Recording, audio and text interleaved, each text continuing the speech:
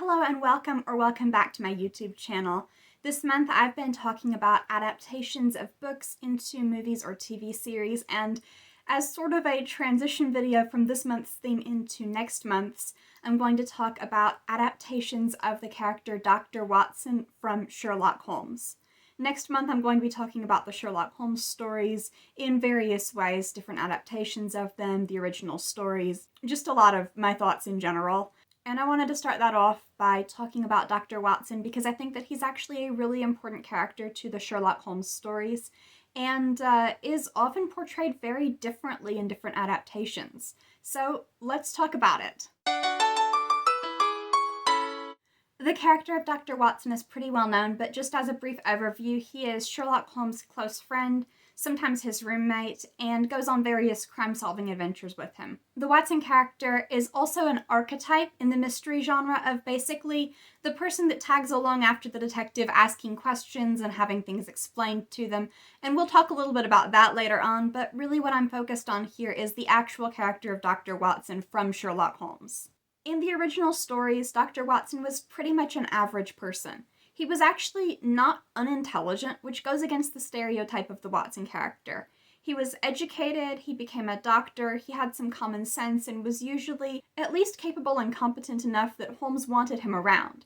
However, there was a direct contrast between his average intelligence and Holmes's superior intelligence. Holmes was characterized as a genius, and so even the relatively competent, educated person who he was happy to have around and to bounce ideas off of was certainly not his intellectual equal. This contrast between the two of them, as well as between Holmes and police detectives like Gregson and Lestrade, was important in characterizing Holmes as a genius. However, in adaptations, Watson has often been portrayed as stupid or incompetent.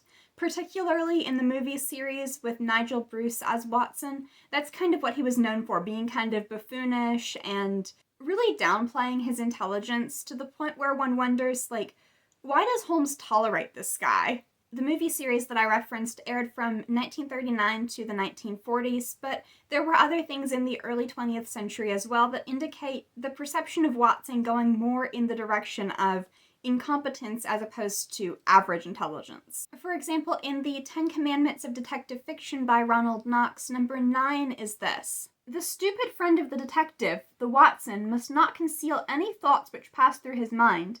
His intelligence must be slightly, but very slightly, below that of the average reader." The 10 Commandments of Detective Fiction was a series of rules that authors who were members of the Detection Club were expected to follow. This included big-name authors like Agatha Christie and Dorothy Sayers, so this was not some obscure thing. A lot of those rules had to do with making the story believable, like, for instance, not having an excessive number of secret passageways or rooms, not using any unheard-of poisons, things like that. However, the rule referring to the Watson character just takes it for granted that Watson is the stupid friend of the detective. Not the average friend or the reasonably intelligent but not genius friend of the detective, but the stupid friend specifically. That marks a huge departure even in the early 20th century from the original Watson character to the archetype inspired by him. Modern adaptations don't tend to go the route of Watson as a bumbling, incompetent sidekick, but they often emphasize his traits other than intelligence. For instance, the 2009 movie and its sequel with Jude Law as Watson, and the 20-teens BBC series with Martin Freeman as Watson, I don't think it would be fair to characterize those Watsons as just stupid. But they're only average, and their good qualities that are emphasized are things like courage, empathy, or loyalty, not intelligence. One of the outliers in terms of Watson portrayals in the modern day is Joan Watson from the CBS show Elementary. Aside from the obvious departure from the original, which is, of course, that she is an Asian American woman instead of a British man, there's also a huge difference in intelligence between that version of Watson and pretty much any other, including the original. Most versions of Watson are currently practicing medicine as a doctor and tag along on Holmes's adventures in their free time, whereas Joan Watson from Elementary has actually made a career change and makes another career change in season 1 to where she is training to become a detective. Because of this, she studies Holmes's methods as one would study what they're going to do for a career, and she's actually able to learn from them. While she doesn't have his innate genius, she does become a competent detective in her own right, using methods that she learned from Holmes. As far as I know, no other version of Watson does this. So Joan Watson from Elementary is as much of a departure from the original as the stupid, incompetent sidekick, but in the opposite direction. Watson and Holmes are foil characters, which means that how Watson is portrayed has a direct impact on how Holmes is portrayed.